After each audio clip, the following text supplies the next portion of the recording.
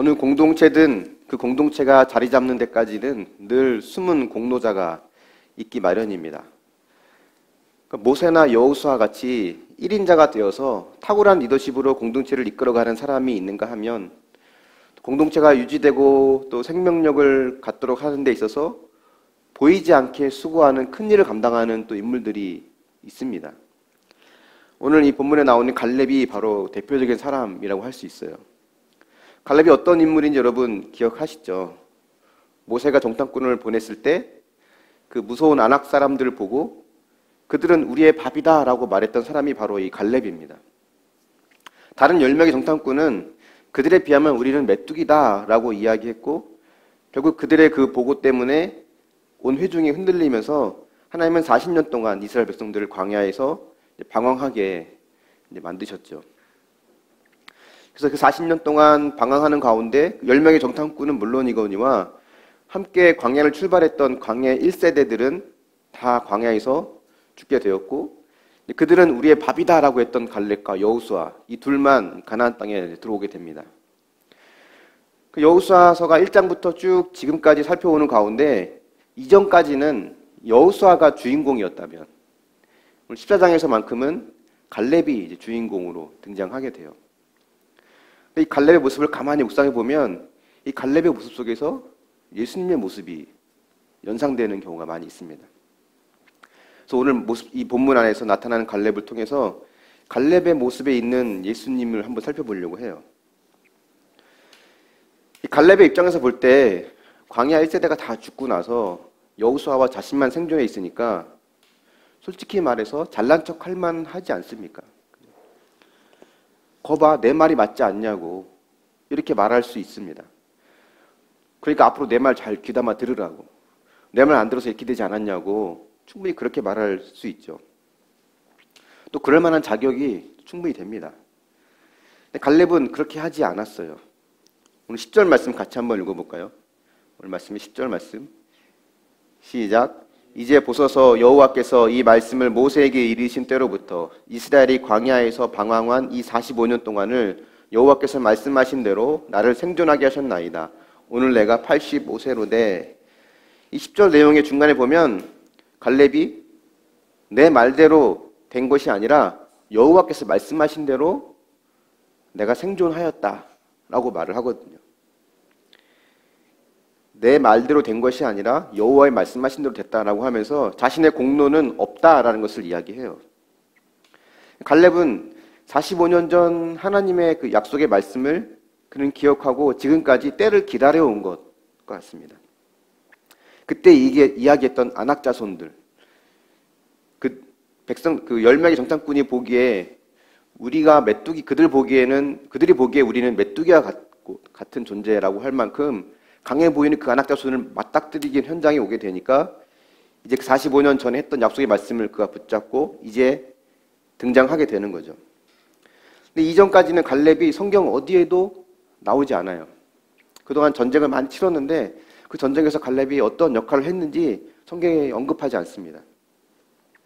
왜 그럴까? 이게 뭘 의미하는 걸까를 봤을 때 이 45년 동안 갈렙이 스스로를 드러내지 않았다는 거예요. 아무 말도 하지 않았다는 걸 의미합니다. 다른 사람들에게 내 말 들어보라고, 내 말이 틀렸냐고, 45년 전에도 내 말대로 했으면 지금 이렇지 않았을 거라고 하면서 사람들에게 자신의 영향력을 넓혀가지 않았습니다. 최소한 넘버 2잖아요. 다 죽고 여호수아와 자신만 남았기 때문에 최소한 넘버 2거든요. 서열 2위입니다. 그 민족 전체 서열 2위이기 때문에 충분히 입지를 강화할 수 있고 영향력을 행사할 수 있지만 그는 45년간 입을 다물고 하나님의 때를 기다렸고 45년 전 약속하셨던 그 아낙 자손 앞에 머물렀을 때 그가 이제 그 약속의 말씀을 기억하고 이제 등장하게 되는 겁니다. 이게 말씀의 인도를 받는 사람의 모습이라고 할 수 있어요. 입을 다물어야 할 때를 알고 입을 열어야 할 때를 아는 거죠. 언제 입을 다물고 언제 입을 열었나를 보니까 갈렙은 나를 위해서는 입을 다물고 하나님을 위해서는 하나님의 약속과 하나님의 언약을 위해서는 입을 열었거든요. 근데 우리는 반대로 할 때가 참 많은 것 같습니다. 조금이라도 나를 비난하거나 내게 손해를 입히면 곧바로 반응하거든요. 입을 열어 싸움을 걸고 듣기 싫은 소리 못 듣는 게 사실 우리거든. 우리 모습 아닙니까? 그러면서도 나와 상관없는 일에는 굉장히 여유가 있고 마음이 넓은 것처럼 침묵하고 잠잠하고 있지만 그건 여유가 있고 마음이 넓은 게 아니라 굉장히 이기적인 모습이에요. 조금이라도 내게 손해가 있는 거는 발끈하고 움직이면서 나와 직접 연관이 없는 일에는 굉장히 여유가 있는 것처럼 보여지는 것을 보면 인간은 굉장히 이기적인 존재라는 것을 보게 됩니다. 예수님은 어떠셨는가? 한번 보길 원해요. 하나님 아버지의 뜻에 100% 순종했던 예수님. 예수님은 길거리에서 가르치시고 산에서 가르치시고 회당에서 가르치시고 때로는 바리새인들과 서기관들을 향해서 독사의 자식들아, 회칠한 무덤들아 라고 하면서 강한 어조로 그들을 책망하시고 또 말씀도 하셨습니다. 하지만 또 주님이 그렇게만 하신 것이 아니라 침묵하실 때도 있었죠. 체포당하시고 고난당하실 때. 그리고 십자가 위에서 예수님은 끝까지 침묵하셨습니다. 그러니까 예수님 자신 스스로를 끝까지 변호하지 않은 거죠. 이런 모습을 이사야 53장에서 보면 마치 도살장으로 끌려가는 어린 양과 털 깎는 자 앞에서 잠잠한 양 같다라고 이야기를 합니다. 요즘 우리가 큐티인으로 묵상하고 있는 계시록에 보면 예수님을 유다의 사자와 일찍 죽임을 당한 어린 양으로 묘사를 하거든요. 사자이신 예수님께서 어린 양처럼 침묵하신 거예요. 사자처럼 부르짖고 울부짖을 수 있는 그분이 어린 양처럼 침묵하신 이유가 뭘까요? 힘이 없어서가 아니에요. 성품이 착해서 아닙니다. 성품 문제가 아니에요. 예수님은 말씀의 인도를 받으셨거든요. 요한복음 1장 14절에 보면 그 말씀, 하나님 말씀을 말하는데 그 말씀이 육신이 되어 우리 가운데 사셨다라고 합니다. 그러니까 예수님 자체가 하나님 말씀이기 때문에 예수님은 늘 하나님과 교제하면서 하나님의 말씀의 인도를 받으신 분이에요. 겟세마네 동산에서 기도하실 때도 이 잔을 내게서 거두어달라고 기도하시지만 그 기도의 끝은 내 뜻대로 하지 마시고 아버지 뜻대로 하옵소서가 그 기도의 끝이잖아요. 그리고는 그 길을 묵묵히 걸어가십니다. 대제사장들 앞에서 비난하고 손가락질하는 많은 사람들 앞에서 재판의 현장에서 예수님은 끝까지 침묵하셨어요. 갈렙에게서 이런 예수님의 모습이 우리가 보인다는 거예요. 그는 자신의 영화를 위해서, 자신의 권력을 위해서 절대 자신의 힘을 사용하지 않습니다. 자신을 드러내지 않았어요. 근데 이것이 갈렙이 아무것도 안 했다를 말하지 않아요. 아무것도 안 할 수도 있죠. 잠수 타고 비협조적일 수도 있어요. 저 같았으면 그런 마음이 들었을 것 같아요. 아니 내가 여호수아보다 못한 게 뭔데 모세는 나를 지키고 왜 여호수아를 지도자로 세웠나? 어디 내 도움 없이 한번 잘하나 한번 보자. 한번 잘해보시라지. 이러면서 이제 비협조적이면서 좀 삐딱선을 타고 여호수아를 힘들게 할 수 있지 않았을까. 저는 그런 마음으로 하지 않았을까 싶어요. 갈렙이 만약에 그렇게 아무것도 안 하면서 비협조적이었다면 여호수아는 엄청 힘들었을 거예요. 근데 갈렙은 여호수아를 적극적으로 지지하고 협조합니다. 여호수아에게 굉장히 큰 힘이 됐을 거예요. 여호수아도 자신을 전심으로 따라주고 지지하고 협조해주는 이 갈렙이 매우 고맙고 또 갈렙을 대하는 마음이 굉장히 편했을 겁니다. 진짜 영적인 사람은 경건한 사람이 아니라 편안한 사람이라고 어느 목사님이 말씀하셨는데 그 말이 맞는 것 같아요. 자칫하면 이 갈렙도 끊임없이 자신을 여호수아와 비교하면서 시기하고 질투하면서 그 45년의 세월을 보낼 수 있거든요. 근데 갈렙은 스스로 대단하다고 하는 생각을 버리고 여호수아를 진심으로 자신의 지도자로 생각하면서 순종하고 따랐던 거예요. 그러니까 모세의 시종으로 45년을 살아온 여호수아도 대단하지만 그 여호수아 곁에서 묵묵히 자기의 자리를 지키면서 도운 이 갈렙이 더 대단한 것 같습니다. 그래서 영적인 사람은 편한 사람이라는 말이 맞는 것 같아요. 갈렙은 진짜 영적인 사람이었습니다. 지도자 뒤에 꼭 숨어서 공동체를 섬기다가 오늘 말씀처럼 가장 힘든 일을 하겠다고 나서는 사람, 이런 사람이 있는 공동체는 살아있는 공동체가 되지 않겠습니까? 갈렙이 그럴 수 있었던 것은 그가 하나님의 약속의 말씀을 기억하고 그를 붙잡고 있었기 때문에 그래요. 그 말씀대로 될 것을 그가 믿었기 때문에 그렇습니다. 그러니까 말씀대로 살아가고 말씀대로 되어지는 삶은 이 갈렙처럼 나는 없어지고 내 안에 그분이 남는 것, 그 예수님이 남는 것, 주님이 내 안에 남고 나는 없어지는 것, 이것이 바로 말씀의 인도를 받는 삶의 모습이거든요.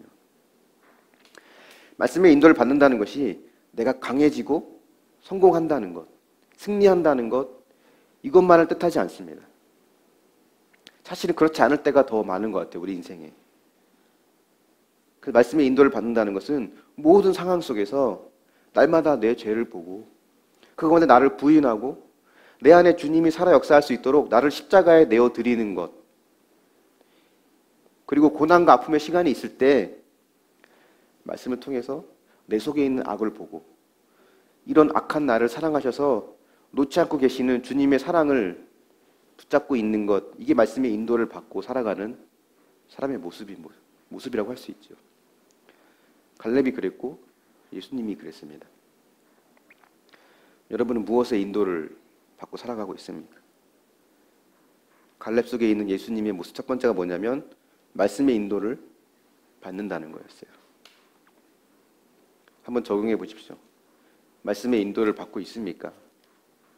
아니면 내 안에 자존심, 정욕, 게으름 이런 것들의 인도를 받고 있습니까? 침묵할 때와 나설 때를 분별하기 위해서 내게 허락하신 순종과 인내의 시간을 지금 보내고 있습니까? 여러분은 남편에게, 아내에게, 자녀와 동료와 이웃에게 편한 사람입니까? 아니면 부담스러운 사람입니까?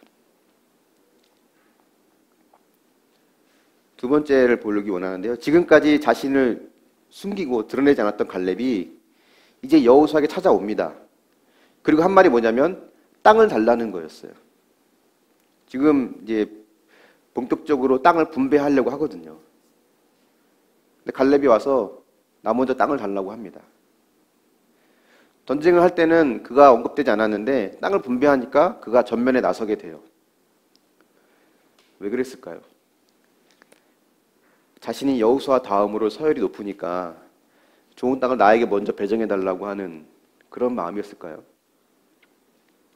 그가 달라고 한 땅이 어떤 땅인지 우리는 볼 필요가 있습니다. 12절 말씀 한번 같이 볼까요? 12절 시작. 그날에 여호와께서 말씀하신 이 산지를 지금 내게 주소서. 당신도 그날에 들으셨거니와 그곳에는 아낙 사람이 있고 그 성읍들은 크고 견고할지라도 여호와께서 나와 함께 하시면 내가 여호와께서 말씀하신 대로 그들을 쫓아내리이다 하니.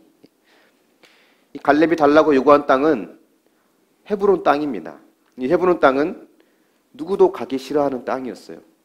험한 아낙 자손이 살고 있는 또 그리고 험한 산지로 이루어져 있는 이 헤브론 땅을 지금 갈렙이 달라고 요구를 하는 겁니다. 지난주에 봤던 13장 1절에 보면 하나님께서 여호수아에게 이렇게 말씀하시잖아요. 너는 나이가 많아 늙었고 얻을 땅에 남은 것은 매우 많다라고 말했어요. 여호수아의 나이가 많았다고 하는 것은 갈렙도 마찬가지라는 얘기거든요. 여호수아 갈렙 중에 누가 더 나이가 많았나를 추정해 보면 여호수아가 조금 더 많았던 것으로 추정이 됩니다. 여호수아가 이제 모세 다음 지도자가 되었을 때 80이 넘은 나이로 알고 있거든요.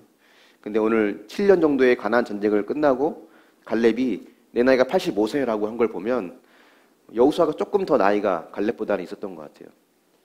하지만 그래도 유일하게 살아남은 광야 1세대이기 때문에 갈렙이나 여호수아나 지금 나이가 많은 것은 마찬가지입니다.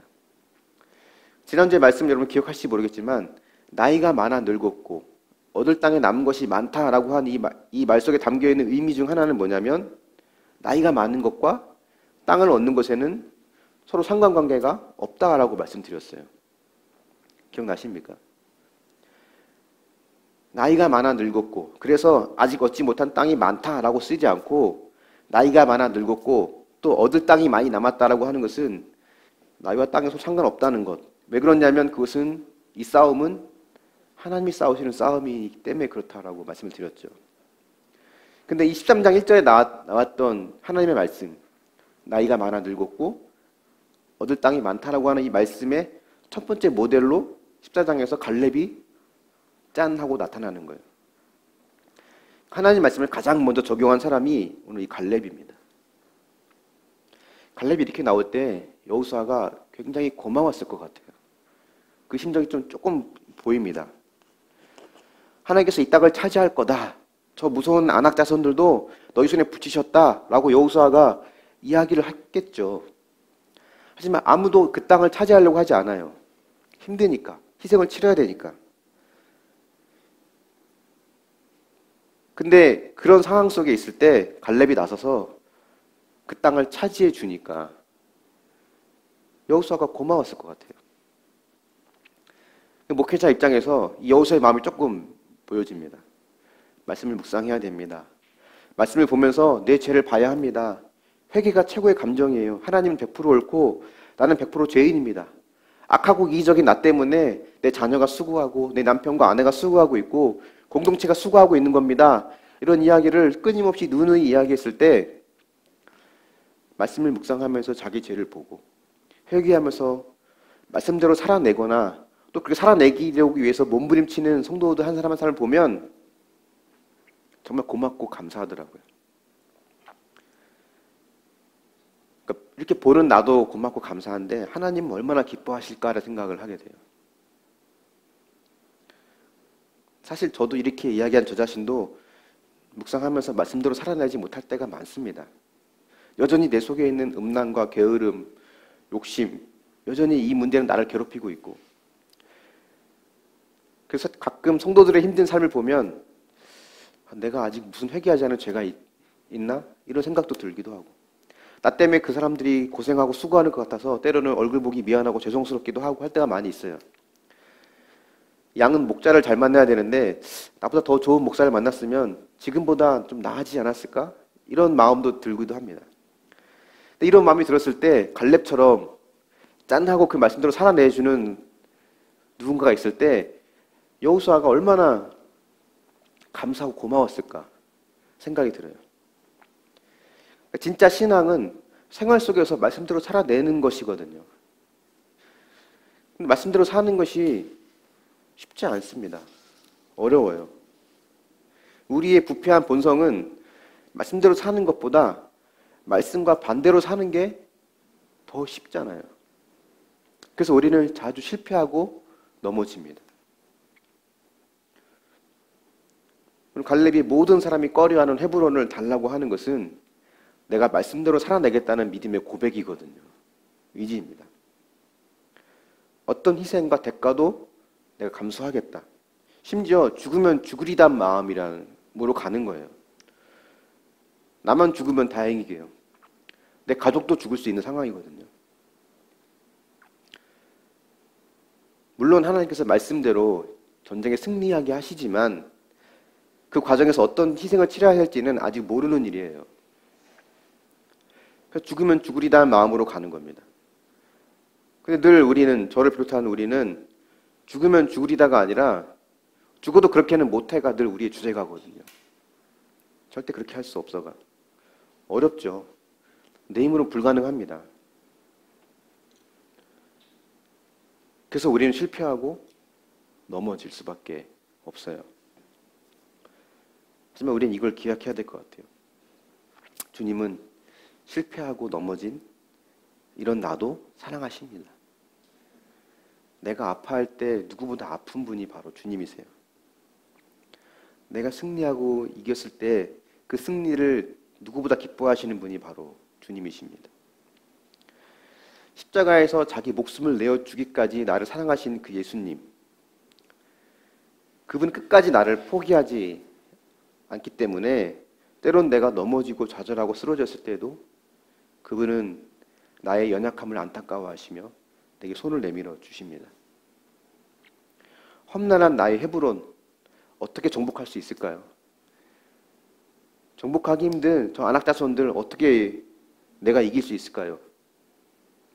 그것은 십자가에서 죽기까지 나를 사랑하시는 그 사랑을 내 마음에 회복할 때 가능해집니다. 세상은 실패한 나를 받아주지 않아요. 서로에게 이익이 되지 않으면 언제든 잡았던 손을 놓는 것이 세상입니다. 교회마저도, 성도들마저도 그런 때가 많이 있거든요. 세상이 그렇기 때문에. 주님은, 우리의 친구 되신 주님은, 우리의 목자 되신 주님은 그렇지 않다는 거예요. 이 사랑을 회복하면 정복하지 못할 것 같은 헤브론이 정복할 수 있을 것 같아요. 죽어도 모시기 싫었던 시부모님도 모실 수 있을 것 같고, 부모님도 모실 수 있을 것 같고, 죽어도 용서 못할 것 같은 남편과 아내도 용서할 수 있을 것 같고, 절대 용서하기 힘든 형제 자매, 그 원수도 내가 용서하고 사랑할 수 있을 것 같아요. 내가 이 마지막 이 한 목숨 끝까지 저들을 섬기고 사랑하는 것으로 마지막 불꽃을 태우겠다라는 마음이 생기기 시작할 수 있다는 겁니다. 12절 말씀에서 갈렙은 그날에 여호와께서 말씀하신 이 산지라고 하면서 변함없는 하나님의 사랑과 신실하신 그 하나님의 인도하심을 그는 신뢰했습니다. 하나님의 신실한 사랑을 그가 끝까지 붙잡았기 때문에 그는 헤브론 산지를 차지할 수 있게 된 거예요. 여러분은 그 사랑에 대한 확신이 있습니까? 상황에 따라, 감정에 따라 그 사랑을 의심하지 않습니까? 갈렙의 이야기에 담겨있는 두 번째 예수 그리스도의 모습은 뭐냐면, 그럼에도 불구하고 여전히 사랑하시는 예수님, 그 예수님을 기억하라는 겁니다. 여러분에게 묻겠습니다. 여러분이 정복해야 될 헤브론 산지는 무엇이 있습니까? 나의 그 헤브론을 정복하기 위해서 내가 십자가에 죽어져야 되는 것이 인정되십니까? 죽으면 죽으리다가 아니라 죽어도 할 수 없다고 하는 그것, 여러분 무엇이 있습니까? 혹 실패하고 넘어져도 나를 여전히 사랑하시는 주님의 마음이 느껴지십니까? 마지막 세 번째를 보기 원하는데요. 13절부터 15절까지 말씀 한번 같이 읽어볼게요. 같이 읽어보겠습니다. 시작. 여호수아가 여분네 아들 갈렙을 위하여 축복하고 헤브론을 그에게 주어 기업을 삼게 하며 헤브론이 그니스 사람 여분네 아들 갈렙의 기업이 되어 오늘까지 이르렀으니 이는 그가 이스라엘의 하나님 여호와를 온전히 쫓았습니다. 헤브론의 옛 이름은 기럇 아르바라. 아르바는 아낙 사람 가운데서 가장 큰 사람이었더라. 그리고 그 땅에 전쟁이 그쳤더라. 갈렙이 빼앗겠다고 한 이 헤브론은 이 본문의 이 여호수아 14장에 있을 때 당시에는 아낙 자손이 소유하고 있었지만 이것은 창세기에 아브라함과 굉장히 밀접한 관계가 있는 곳입니다. 아브라함이 장막을 쳤던 곳이고요. 하나님과 아브라함이 대면해서 말씀하신 곳이고 언약에 대해서 하나님 약속하셨던 곳이고 또 아내 사라가 죽으니까 아브라함이 막벨라 굴을 해쪽 속에 사거든요. 매장지를 사용하는데 이 막벨라 굴이 있었던 곳, 자신도 거기에 묻혔잖아요. 막벨라 굴이 있던 곳이 바로 이 헤브론입니다. 그래서 아브라함 때부터 이 굉장한 깊은 관계가 있는 곳이 이 헤브론 땅인데 아마 갈렙은 이 아브라함 때부터 내려왔던 이 헤브론의 의미를 잘 알고 있었던 것 같아요. 헤브론이라고 하는 그 이름 안에는 교제, 교통, 사랑 이런 의미가 그 안에 담겨 있습니다. 그러니까 점령하기 힘든 그 헤브론 산지, 모든 사람이 감당하기 싫어하는 그 헤브론 산지, 즉 쉽게 말하면 내가 섬기기 힘든 사람, 그 힘든 땅, 그곳이 바로 하나님의 사랑과 하나님과의 교제, 하나님과의 교통이 있는 그런 은혜의 장소라는 거예요. 그 힘든 곳 헤브론 산지에 가면 그곳에서 하나님과의 더 깊은 교제, 풍성한 그런 사랑이 있다는 것을 우리는 알아야 한다는 거죠. 갈렙은 공동체에서 그가 1인자인지 2인자인지 별 관심이 없었던 것 같아요. 그게 중요하지 않았습니다. 그저 주님의 사명에, 이 땅을 차지하는 주님의 사명에 조금이나마 동참할 수 있다는 것에 그는 만족했던 것 같아요. 그것이 왜 가능했냐면 헤브론이란 이름처럼 하나님과의 교제, 하나님과의 함께하는 하나님과의 관계가 그에겐 최우선의 우선순위였기 때문에 여호수아와 비교하면서 열등감에 사로잡히거나 비교 속에 사로잡힐 수 있는 틈이 그에게는 없었죠.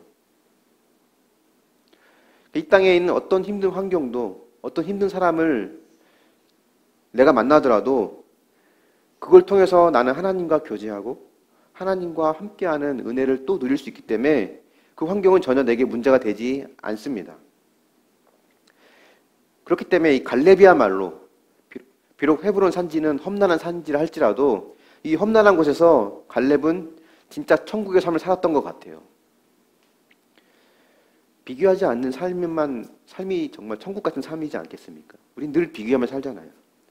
목사인 저도 다른 목사들끼리 자신의 목회 환경을 비교하기도 하고 곧 있으면 이제 명절, 추석이 다가오는데 명절끼리 또 모이면 동서들끼리 또 비교하고 자녀끼리 비교하고 직장에 가면 동료끼리 비교하고 교회에서 성도끼리 비교하는 것, 이게 늘 우리의 모습이거든요. 헤브론 같은 산지에서조차도 어떤 상황이든 천국을 누릴 수 있는 삶이 진짜 영성 있는 삶이죠. 이 갈렙이 차지한 헤브론은요, 후에 다윗의 도성이 됩니다.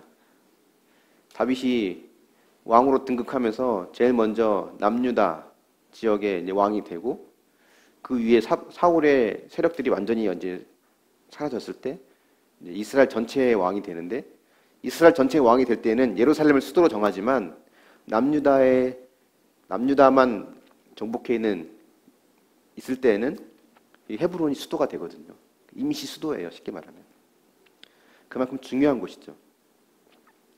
그러니까 헤브론이 안악자손이 있을 때에는 하나님을 대적하는 지역이 되지만 갈렙이 가니까 이곳이 하나님의 도성이 됩니다. 다윗의 도성이 돼요. 그 땅은, 그 환경은 지난주에도 말씀드렸지만 잘못이 없다니까요. 요단 동편, 서편이든 땅은 잘못이 없어요. 그 땅을 누가 차지하고 있느냐, 그 땅을 차지하고 있는 사람이 문제죠. 그곳에 누가 있느냐에 따라 땅이 바뀝니다.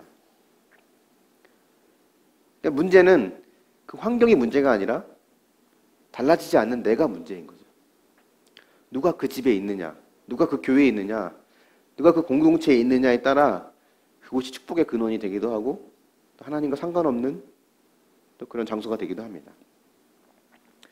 자존심 때문에, 욕심 때문에 여러 이유를 대면서 여전히 달라지기를 또 변화되기를 거부하는 내가 문제인 거지, 주변에 험난한 산, 강한 안악자손, 그들이 문제가 아니에요.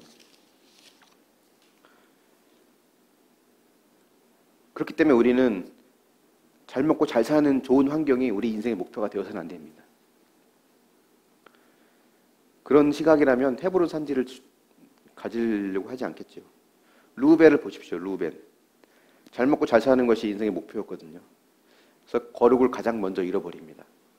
눈에 보기에 좋은 대로 자신의 계모죠. 계모인 빌하와 동침을 하게 되고, 요단 동편의 기름진 땅을 먼저 구했고 결국 가장 먼저 그 기업을 잃어버립니다.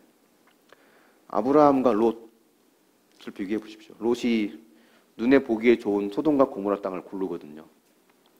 그 결과 어떻게 됐을까요? 심판이 임했고 그걸로 인해 생긴 롯의 후손들, 모압과 암몬이잖아요. 이 모압과 암몬이 훗날 대대로 이스라엘의 발목을 잡습니다. 이스라엘의 가시가 되죠. 그렇기 때문에 어떤 인생이 가장 복된 인생이냐고 하면 헤브론 산지 같은, 안악자손 같은 곳에서 그들과 싸우면서 하나님을 의지할 수밖에 없는 환경이 가장 복된 인생이고 가장 좋은 환경이에요. 눈에 보기에 좋은 것이 다 좋은 게 아닙니다. 가장 완벽한 환경인 에덴 동산에서 최초의 죄가 행해졌잖아요. 환경은 행복의 조건이 되지 않아요.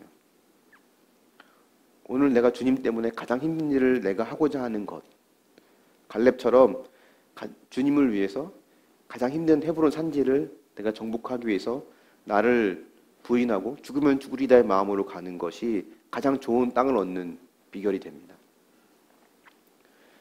갈렙과 예수 그리스도의 속에 있는 세 번째 메시지는 뭐냐면 험난한 헤브론 산지가 바로 주님과 내가 만나는 곳이라는 거예요. 그렇기 때문에 그곳이 가장 좋은 환경이 되는 겁니다. 한번 적용해 보십시오. 그 헤브론 때문에 하나님과 더 교제가 깊어졌다는 것을 체험하고 있습니까? 힘들고 거친 산지인 헤브론, 하지만 하나님의 사랑을 알기 때문에 내가 자원해서 섬겨야 할 나의 헤브론이 무엇이고 또 누구입니까? 상대도 하기 싫지만 하나님 때문에 먼저 안부를 묻고 섬겨야 할 헤브론 같은 이웃과 가족 동료는 누가 있습니까? 말씀의 결론을 맺어보겠습니다. 오늘 6절 말씀에도 그렇고 14절에도 그렇고 갈렙을 소개할 때 그니스 사람 여분네 아들이라고 소개하거든요.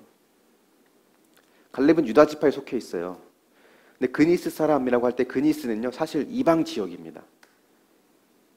이게 무슨 뜻이냐면 이 갈렙은 순수 아브라함의 혈통이 아니에요. 이방인이었지만 그 아버지인지 뭐 할아버지인지 모르겠지만 누군가가 어쨌든 이스라엘 유다 지파로 유입이 된 것 같아요. 그래서 갈렙은 유다 지파에 소속되어 있지만 그는 그니스 사람이 출신입니다. 이방 출신이에요. 순수 혈통 유대인들은 하나님을 원망할 때 이방 출신의 갈렙이 여호와를 온전히 쫓았다라고 하는 것, 이게 의미하는 바가 있거든요. 시사하는 바가. 구원은 전적인 하나님의 은혜라는 거죠. 멸시받고 천대받았어야 할 이방인 출신의 갈렙이 유다 지파에 속하게 되고 헤브론 산지를 차지하게 되고 또 그가 유다 지파로서 예수님의 조상이 됩니다.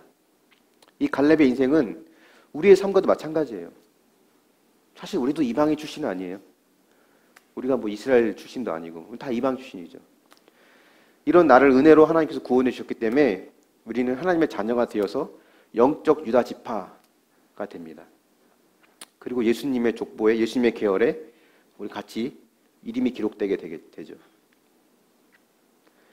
이런 갈렙과 같은 우리가 그저 좋은 땅을 남겨주는 것이 우리 인생의 목적이 된다면 그건 결국 루벤처럼 롯처럼 또 다른 실패의 길을 갈 수밖에 없어요.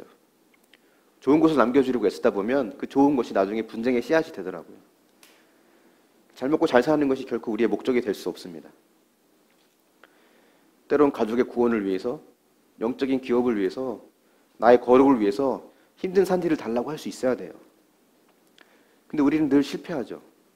내 힘으로 하려고 하니까 실패합니다.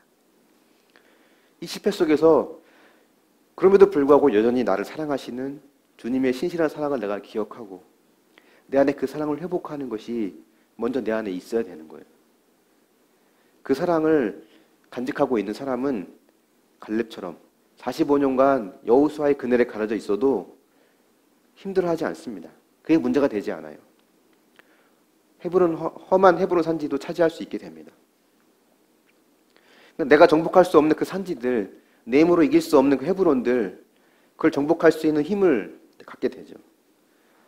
근데 그 힘은 그들을 짓밟는 게 아니라 내가 죽어야 한다는 거예요. 십자가에서. 그래서 내 힘으로 안 된다는 거죠. 그래서 말씀의 인도를 받으라는 거예요. 그 상황을 회복해야 가능하다는 겁니다.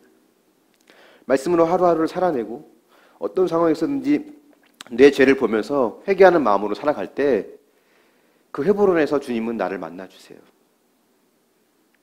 이렇게 버티고 견디며 믿음을 살아가는 나를 향해서 하나님 나에게 이렇게 말씀하실 것 같아요. 제가 며칠 전 한 TV 프로에서 한 대사, 기억에 남는 대사가 하나 있더라고요. 다큐멘터리 같은 거였는데 어느 엄마와 아들의 이야기였거든요. 중증 지적 장애를 갖고 있는 아들을 30년 전에 잃어버렸어요.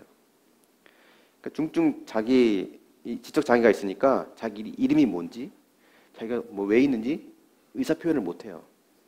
그러니까 찾아주려도 찾아줄 수가 없어서 결국 무연고자가 되어서 여러 기관들을 이제 다니면서 살게 됐습니다. 30년 만에 어떻게 뭐 이 유전자 뭐 실종 신고를 다시 해보게 되고 하면서 이제 만나게 됐거든요. 그 엄마가 아들을 보고 한 첫 마디가 있어요. 그 첫 마디가 저에게 굉장히 인상적이었는데 하나님 우리에게 이렇게 말씀하실 것 같아요. 엄마 뭐라고 말했냐면 살아있어줘서 고마워. 살아있어줘서 고마워. 그거거든요. 말씀으로 살아내기 위해서 십자가에 나를 내어놓는 나를 죽는 이 적용으로 순종으로 버티고 살아나갈 때 때로는 실패하더라도 몸부림칠 때 주님 나에게 이렇게 말씀하실 것 같아요. 살아줘서 고마워. 주님이 나에게 이렇게 말씀하시지 않을까요? 이번 한 주간도 또 올해 남은 몇 개월 안 남은 올 한 해에 남은 기간도 말씀대로 살아내기를 포기하지 않는 저와 여러분이 될 수 있기를 예수님의 이름으로 축원합니다. 아멘.